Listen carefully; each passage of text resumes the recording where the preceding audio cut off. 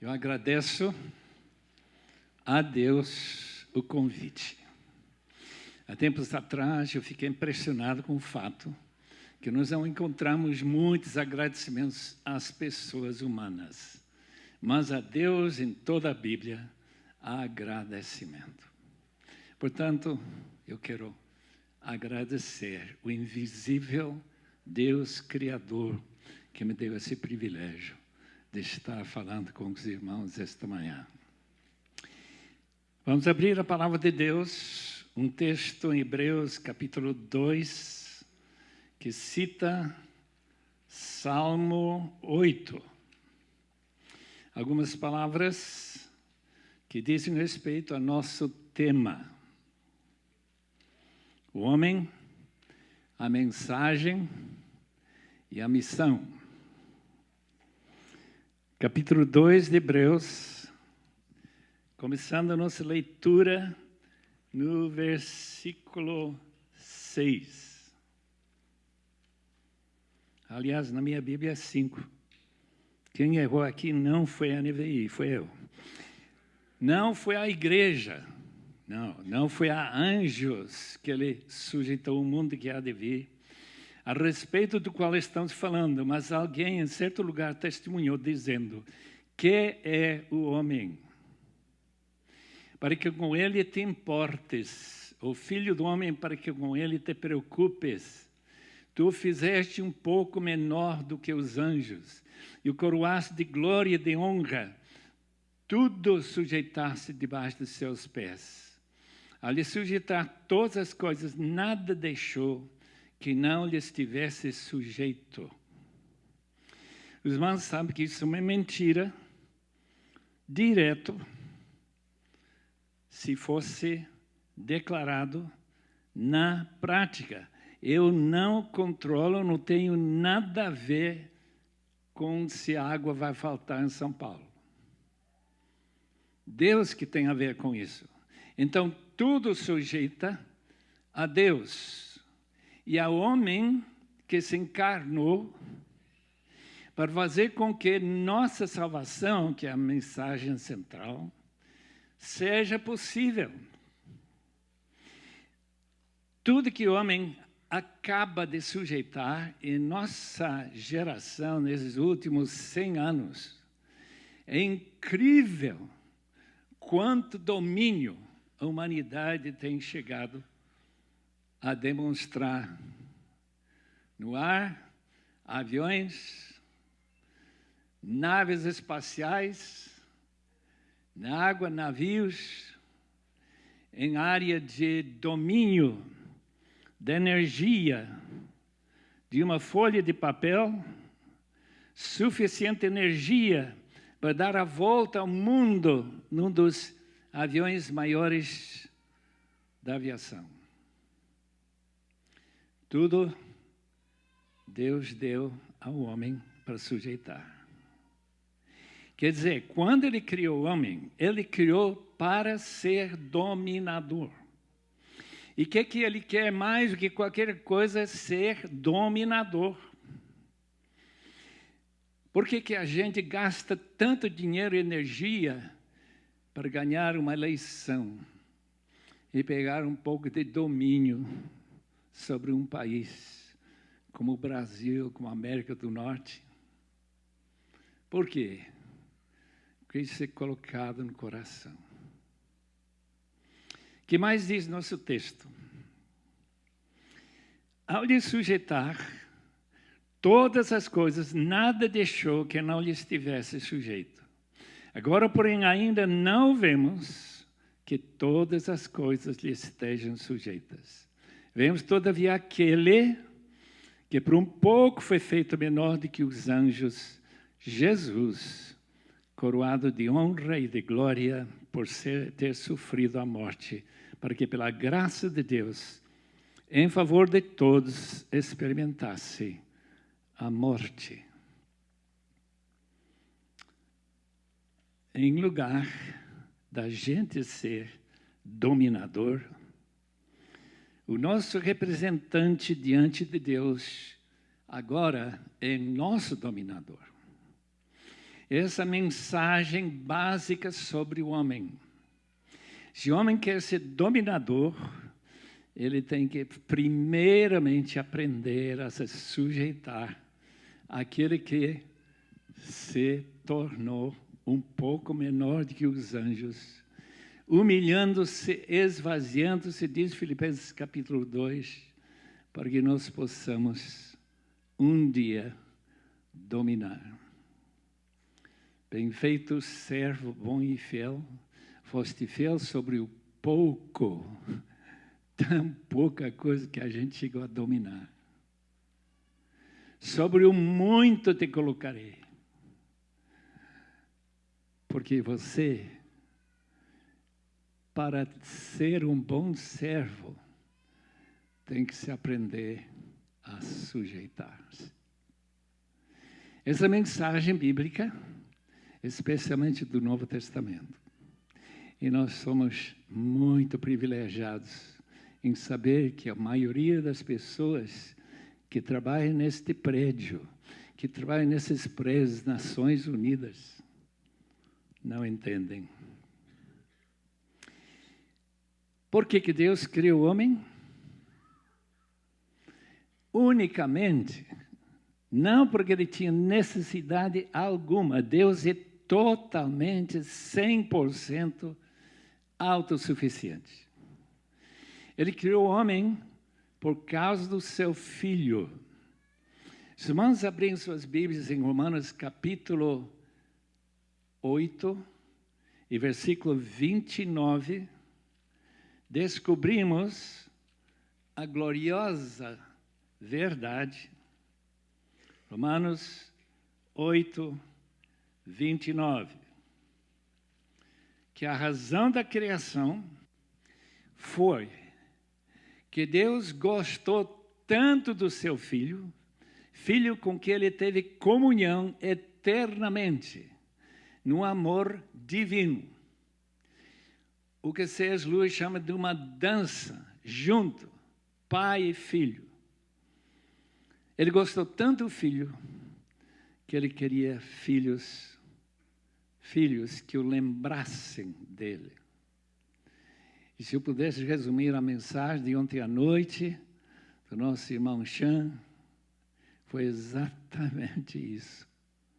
Que se nós ficarmos cheios do Senhor Jesus, se seu amor realmente dominar nosso interior, nós seremos semelhantes a Jesus. Deixe-me ler o versículo que tão importante é para mim. Pois está convencido, versículo 29. Pois aqueles que de antemão conheceu, também os predestinou para serem conformes à imagem do seu Filho, a fim de que ele seja primogênito entre muitos irmãos e irmãs. Imagina, irmãos, ser irmão de Jesus. E ser não somente criado na imagem de Deus, que nosso antecessor deturpou com a queda, mas de nós recebermos essa imagem reeditada na verdadeira imagem de Jesus através do Espírito, já que todos aqueles, diz esse mesmo capítulo, versículo 14, todos que são guiados pelo Espírito são filhos. E se somos filhos, então somos irmãos de Jesus e co-herdeiros com Ele. A grandeza de nosso Deus, por ter criado o homem, é além de nossa capacidade de compreender. A grandeza de Deus e a diminuta, impossível de imaginar a pequenez do homem em comparação com Deus. Tanto tempo atrás, quando eu era criança, meu pai tinha um pequeno telescópio lá na Bolívia. Ele gostava de olhar para as estrelas, mostrou a Saturno, a Júpiter, e uma galáxia na Andrômeda. Esta galáxia, que nós chamamos de Via Láctea, tem talvez entre 100 a 200 mil anos-luz de diâmetro. Eu não posso imaginar nenhum ano-luz, já que a luz dá 7 voltas ao mundo em 1 segundo. Agora faça na sua cabeça rapidinho a multiplicação de um ano. Pega todos os segundos de um ano e faz 7 vezes a volta. Quantas voltas ao mundo isso vai dar? Depois multiplica por 100 mil para ver as estrelas mais distantes da nossa galáxia, na Via Láctea, até a mais distante na outra direção. E você tem uma ideia do tamanho do Criador. Quando eu penso que lá na Andrômeda, nessa constelação, tem mais uma galáxia, com mais seus 100 bilhões ou 200 bilhões de estrelas, e cada uma dessas estrelas, na média, o tamanho do nosso Sol, que já é 1 milhão de vezes maior do que esse mundo, e esse mundo não é tão pequenino, já deu uma volta ao mundo, é grande. Não é nada grande. É apenas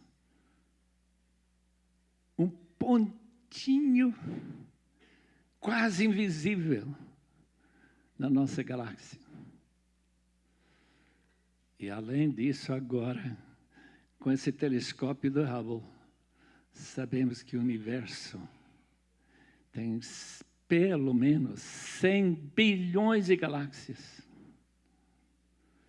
E cada galáxia dos seus 100 bilhões de estrelas.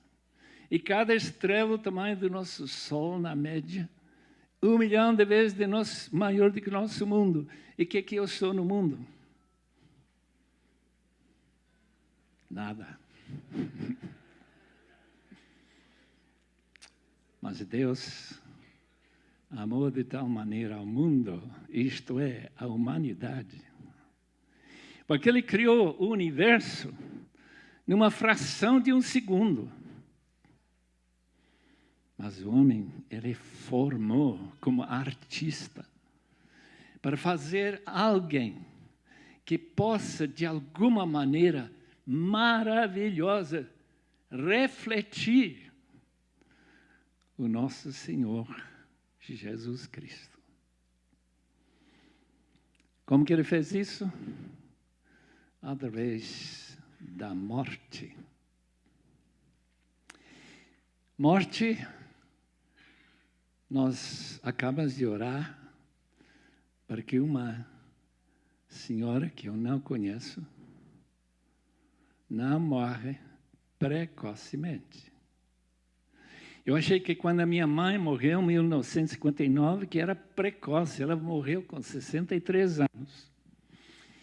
E eu, que tenho ultrapassado essa idade um pouquinho, imagino que um desses dias todo mundo vai saber que Russell Shedd não é mais neste mundo. Qual a vantagem da morte, queridos irmãos?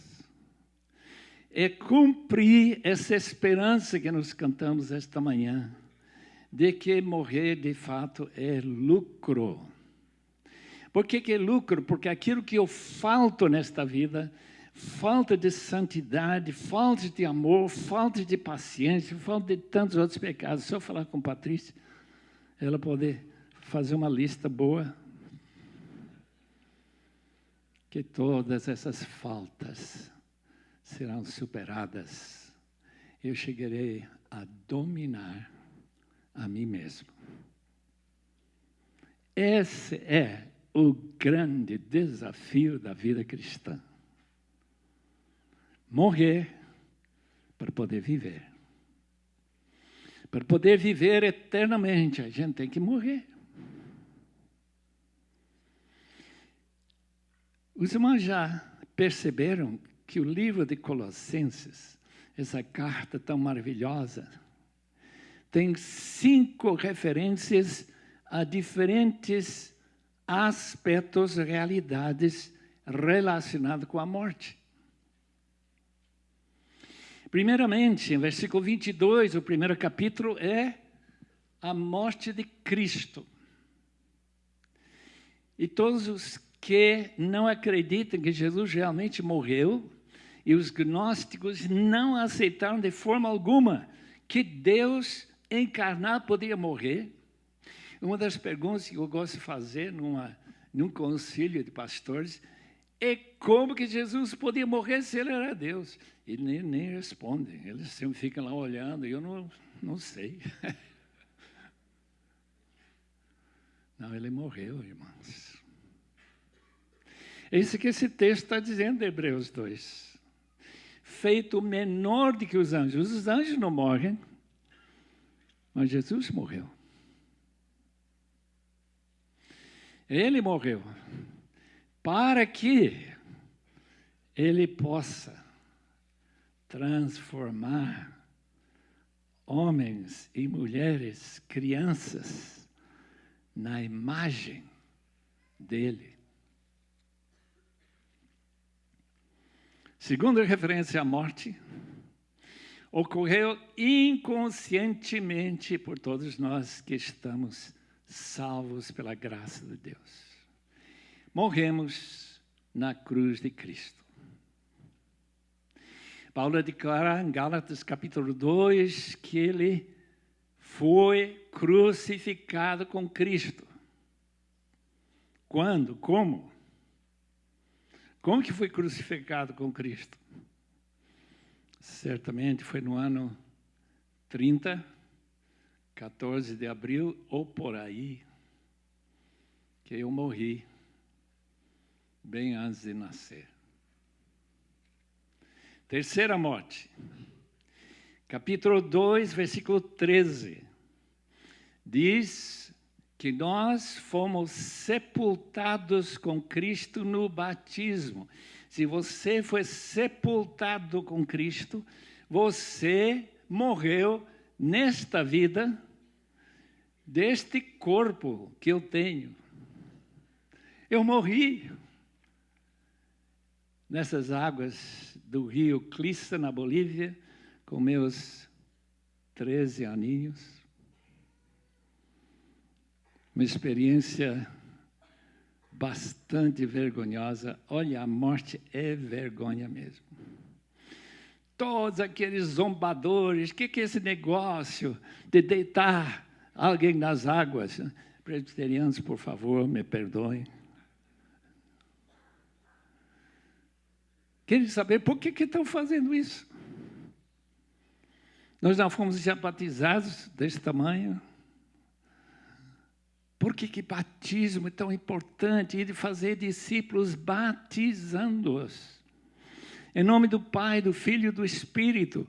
É porque a gente está recebendo um novo nome. O nome que você agora é filho de Deus, irmão de Jesus, porque você morreu e foi sepultado com Ele, e ressuscitado para novidade de vida, e entronizado com Ele, diz Efésios, capítulo 2, versículo 6. Meus irmãos, como é maravilhoso o pós-mortem do cristão. Nós tivemos no enterro, não muito tempo atrás, do pastor Rivas. Nós acompanhamos ele durante os primórdios da minha chegada no Brasil, começando igrejas novas. E ver esse corpo inerte, não ouvia nada, não conversava nada, não mexeu nada. E pior ainda, deve estar bastante decomposto agora. Eu estou indo para lá. O buraco já está preparado por Deus. Eu não tenho buraco nenhum no São Paulo ainda, mas eu espero ser enterrado nessa bela cidade. Para quê?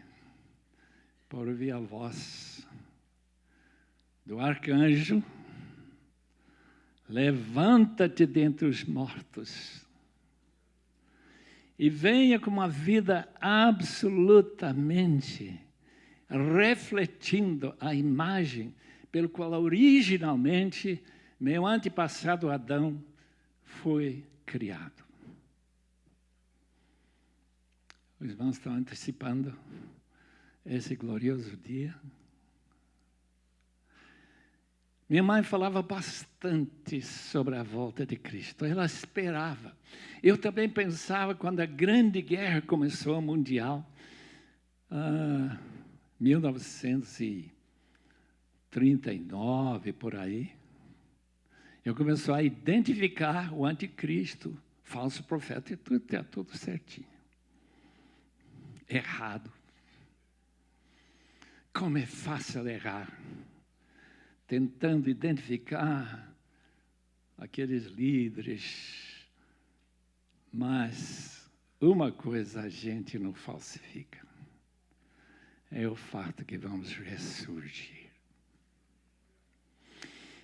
Qual é o futuro de todos aqueles que creem no Senhor Jesus? É ressuscitar. A Bíblia fala muito pouco, pouquíssimo, sobre esse período chamado intervalo entre perder a consciência, separar-se do corpo, estar com Cristo, que é lucro, e esse dia de receber um novo corpo e reinar com Cristo na terra. Porque essa terra vai ser reciclada. Essa cidade que nós estamos vendo aí, eu não sei como Deus vai tratar São Paulo, mas é bem possível que ele refaça. A cidade está precisando muito refazer. Eu lembro andando lá no Rio, no lugar que já era um terreiro de espiritismo e demônios saindo, descendo por aí. E foi comprar por uma igreja, pastor Azair. Diz, nós vamos reciclar esse terreno. Vamos colocar para a glória de Deus. E lá começa a ser uma nova igreja. Esta cidade é um antro de demônios, de poderes demoníacos. Todo mundo jaz no maligno, diz 1 João 5,19. Portanto, Jesus morreu para quê? Para desfazer, destruir as obras do diabo. E quando se trata da reforma da cidade, de salvar a cidade, estamos falando exatamente disso, de batalhar contra o diabo. De maneira que suas vitórias acabem e ele fique derrotado.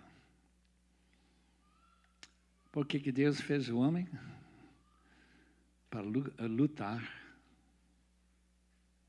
Se não fosse isso, eu não entendo por que ele permitiu que essa serpente continuasse tentando as Evas e os Adãos desde a criação até hoje.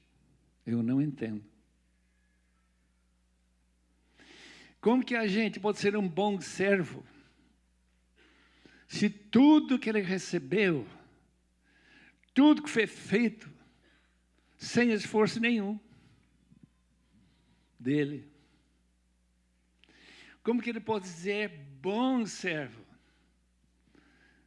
se não for um bom lutador? Eu não sei. Pessoas que vivem pacificamente, sem interagir com nenhuma força antagônica, hostil, demoníaca, se ele não luta contra sua própria carne, transformada com a queda de Adão para ser um inimigo dentro de nós. Como que Deus vai dizer, bom servo, foste fiel no pouco, se fidelidade não significa fidelidade na luta?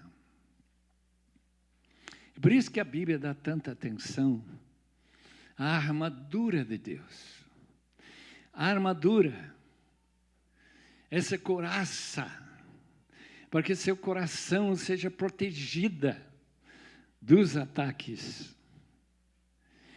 Que você tenha a capacete da salvação. Que você tenha certeza de sua salvação. Um missionário canadense está conversando com um bom senhor que veio para a Colômbia, já há um bom tempo atrás. Sentado lá dentro de um avião, e o monsenhor olha para esse missionário, já depois de se conhecer um pouco, canadense. O que o senhor falaria? Se o senhor tivesse o privilégio que eu vou ter agora para falar, talvez para 100 mil pessoas, numa desses congressos, que eu lembro quando eu era criança na Bolívia, esses congressos em que a gente animava os católicos. E esse missionário olhou para ele e disse a coisa mais fácil, pergunta mais fácil que eu podia ter feito. Olhe comigo em João capítulo 2, e ali ele mostra aquele famoso texto. Maria diz, tudo que ele disser, faça. É isso mesmo, meu amigo. Tudo que Jesus manda, faça. Ele deu uns pontinhos, e qual foi sua alegria ouvir aquele monsenhor enviado do Vaticano pregando a mensagem que ele deu em um avião. Sua amizade cresceu, ele pediu um encontro com o Papa, porque lá na Colômbia havia muita perseguição naquela época, até pastores sendo mortos, igrejas sendo queimadas. E ele foi para Roma falar com o Papa. 20 minutos para dar uma bronca no Papa, imagina. Depois, crise de consciência. Eu não falei de Jesus. Imagina, oportunidade de falar com o Papa sobre a razão que eu estou vivo.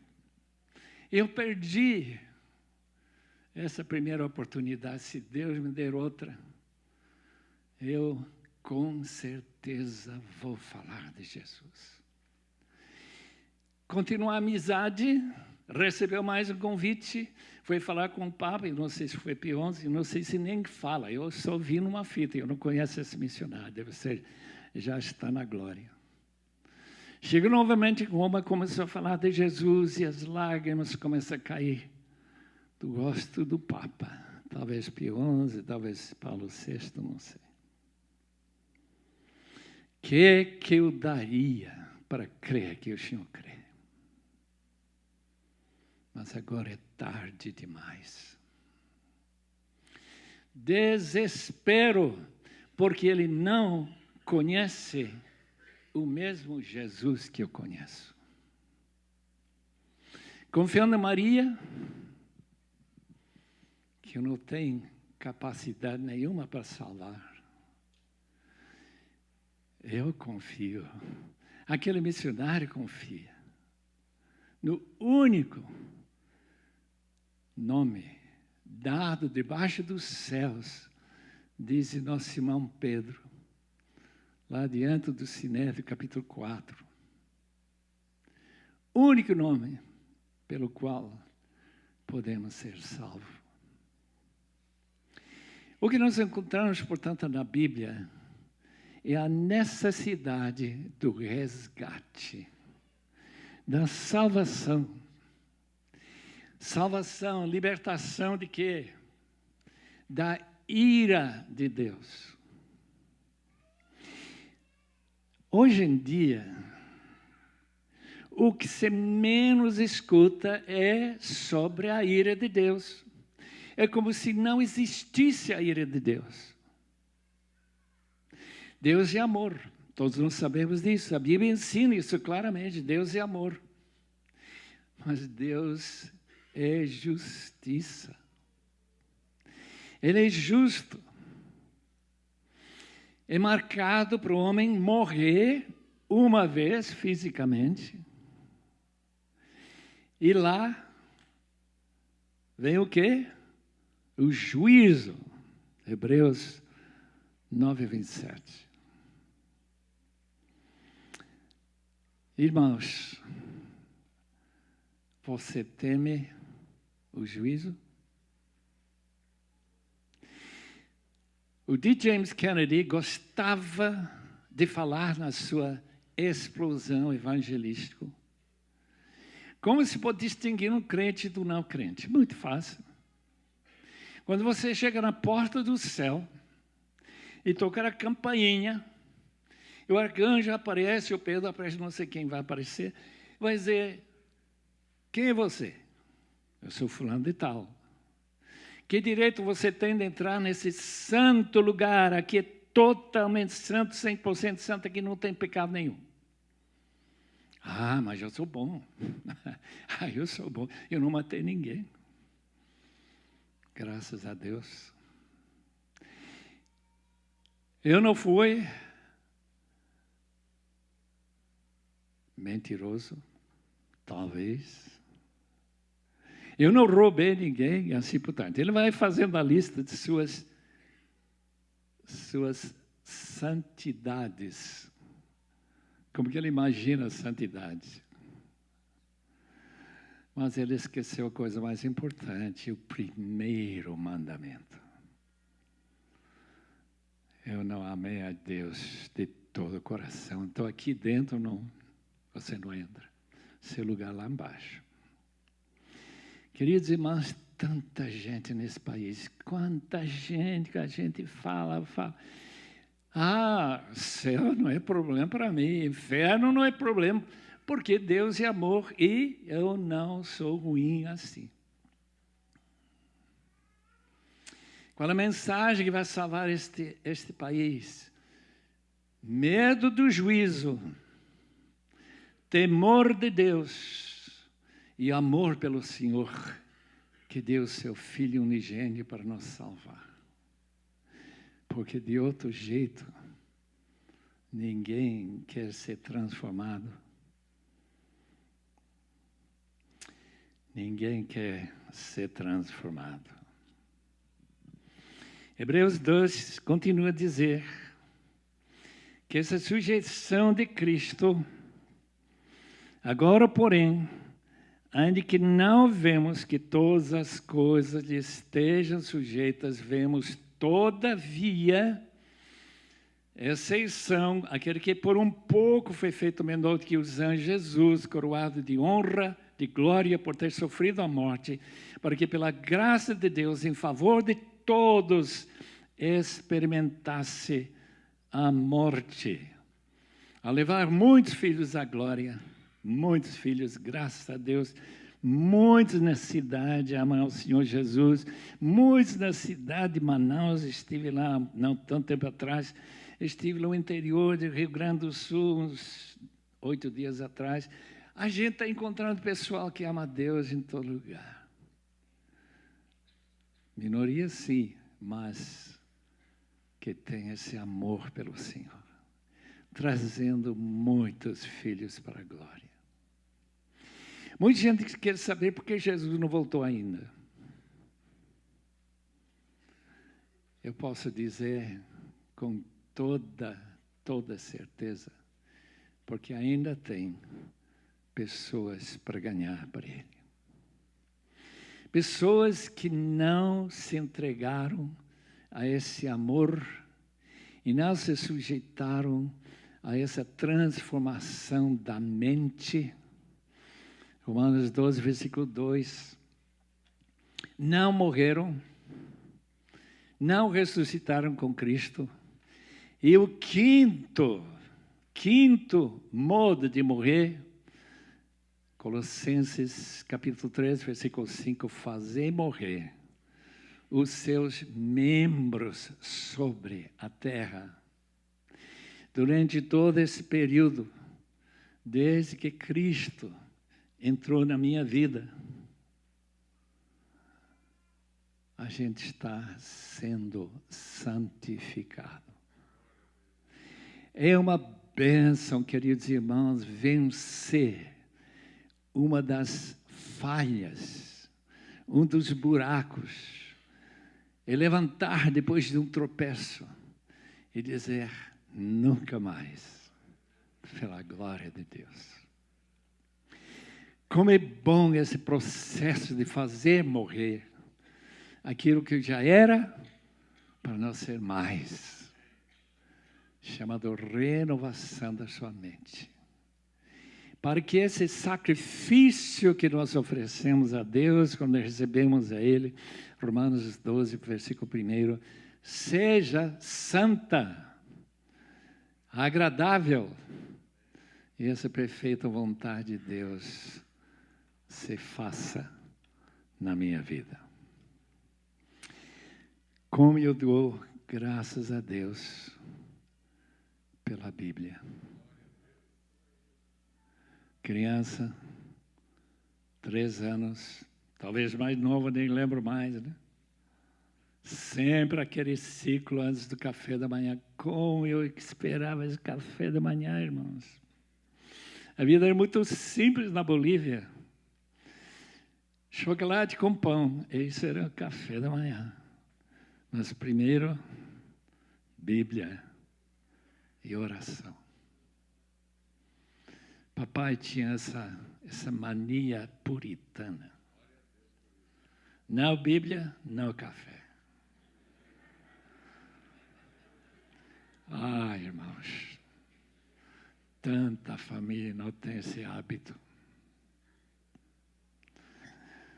Oh, irmãos, se a gente não tem esse hábito, como que essa palavra de Deus não vai entrar no coração? Como que vai entrar no coração dessa criança?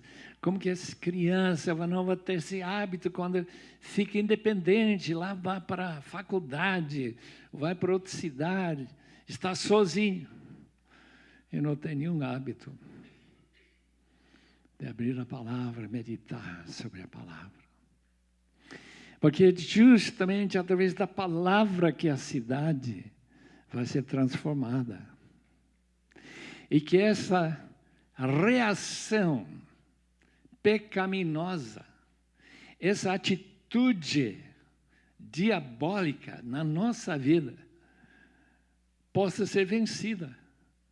Se eu não puder utilizar a mesma arma, chamada a espada do Espírito. E como Jesus venceu logo depois do seu batismo, ele enfrenta aquele terrível inimigo que diz: eu vou dar-lhe tudo que você quer. Você quer ser dono do mundo? Eu sou dono. Eu vou te dar.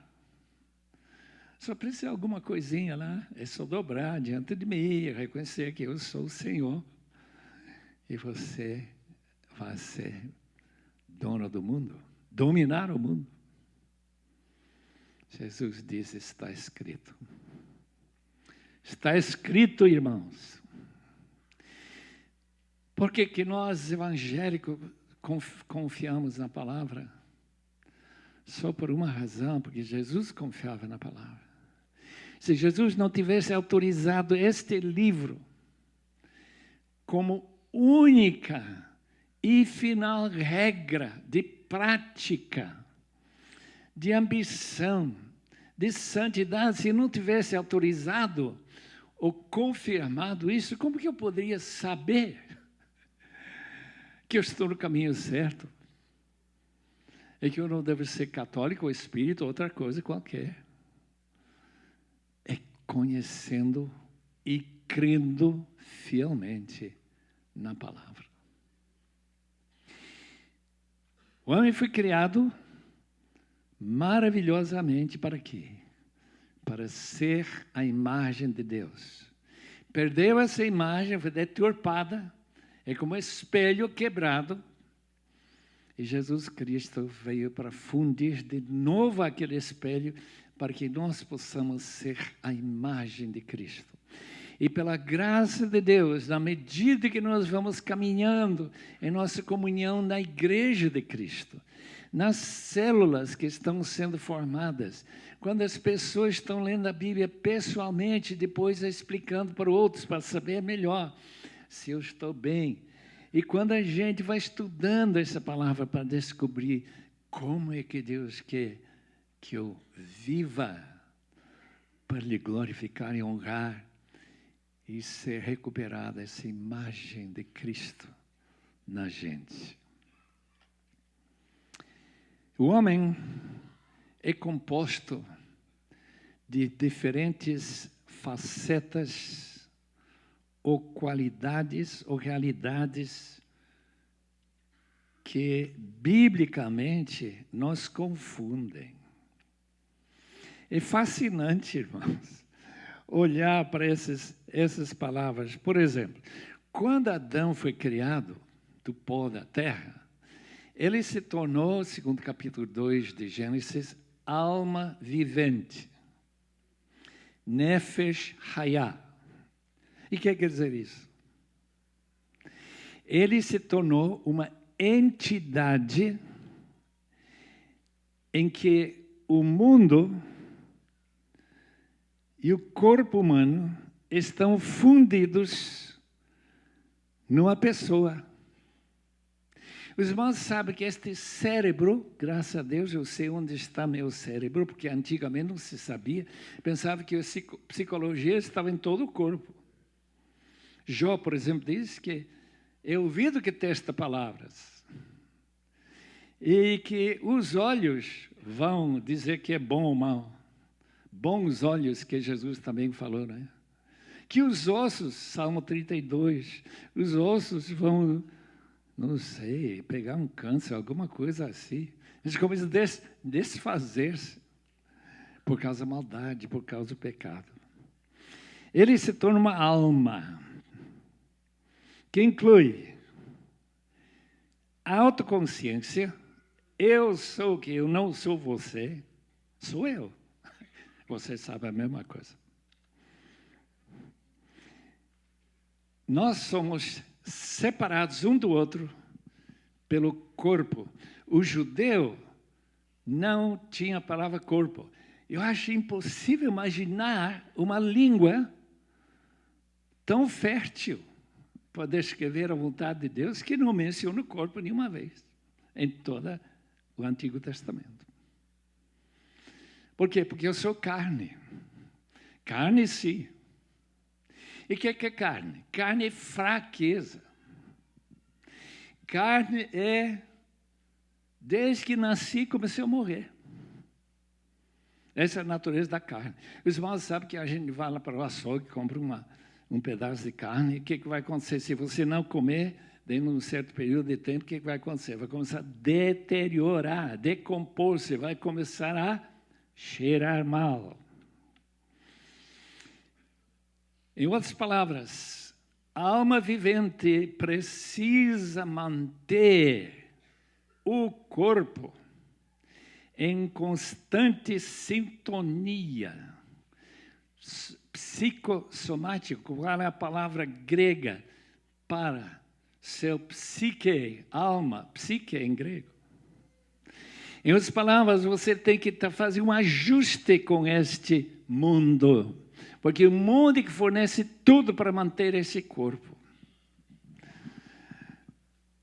Espírito. Espírito é de Deus. O espírito humano, por exemplo, nós lemos em 1 Coríntios 2:11, pois quem conhece as coisas do homem, senão o espírito do homem que está nele. Então, esse espírito é aquilo que mantém a consciência dizendo, eu errei. Ou dizer, eu fiz uma boa obra. É o espírito que vai guardando lá na sua memória como que eu agi em certas situações. Pois quem conhece as coisas do homem, senão o Espírito do homem que está nele? Assim também ninguém conhece as coisas de Deus, a não ser o Espírito. Razão que precisamos da revelação bíblica, que foi repassada pelo Espírito na inspiração. O hálito de Deus passando figuradamente através das cordas vocais de Deus para a nossa Bíblia. Theopneustos, em 2 Timóteo 3, versículo 16. Outras palavras, coração. Talvez a palavra que mais se usa. Os irmãos entendem que a palavra coração é a maneira de dizer que o centro das suas decisões e de como funciona a mente na psicologia do Antigo Testamento é no coração.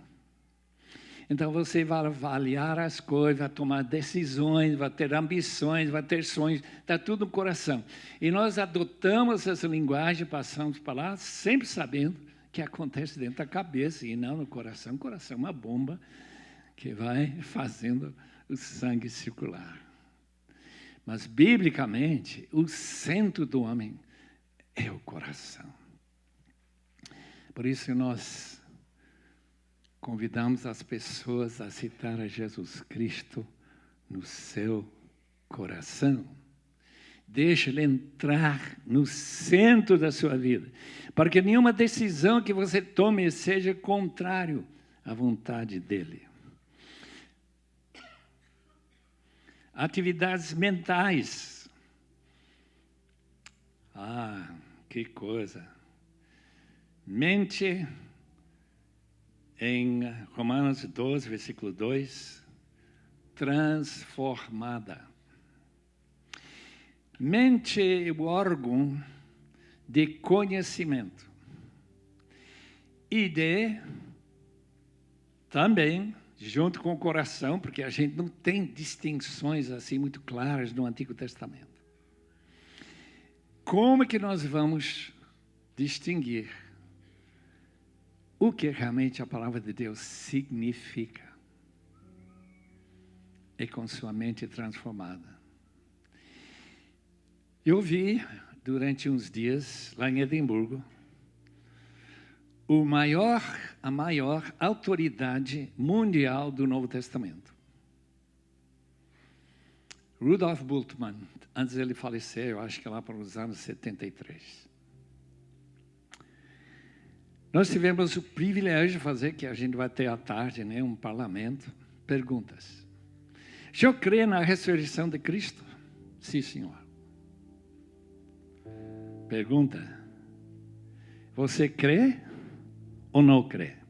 A gente faz a pergunta de novo. O senhor crê que o corpo de Cristo, que foi crucificado e colocado no túmulo de José de Arimateia, que saiu vivo andando? Não, eu não creio isso, não.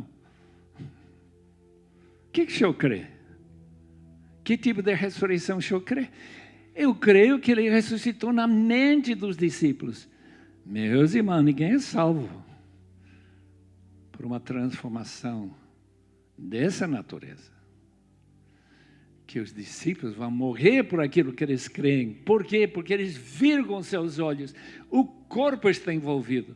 Não é uma chantagem da mente. Queridos irmãos, o liberalismo que tem dominado a Europa, especialmente a Alemanha, a Inglaterra, França. Onde está o cristianismo na França? Que já foi 40% evangélico. Há muitos anos atrás. Meus irmãos, é o problema da mente. De interpretar esse texto, ser autoridade mundial. Uma das senhoras chamada Anna Linnemann fez doutorado com o Dr. Bultmann em Marburg. Ela se converteu. Sabe o que ela falou? Não leia nenhum livro que eu escrevi antes da minha conversão. Não leia. Porque não vai edificar nada. Você tem que crer com a mente. Tem que crer entendendo que o texto quer dizer, o texto que é figurado, o texto que é verdade e assim por diante. Que seja verdade. E que pela glória de Deus, você vai ter uma vida com a mente transformada para conhecer a perfeita, boa e agradável vontade de Deus. que mais haveria para falar?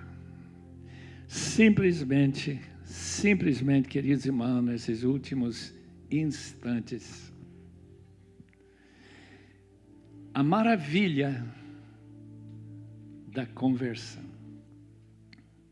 Domingo passado, em Santo Amaro, onde eu moro, eu estive na igreja, pastor Jairo Ribeiro. Eles tinham convidado uma jovem chamada Nivânia. Eu não sei nem quem ela é, só que ela vem de Campina Grande, Paraíba. Tem um sotaque nordestino terrível e palavras que nem entendi. Mas ela fica cantando o Evangelho. Eu fiquei tão admirado.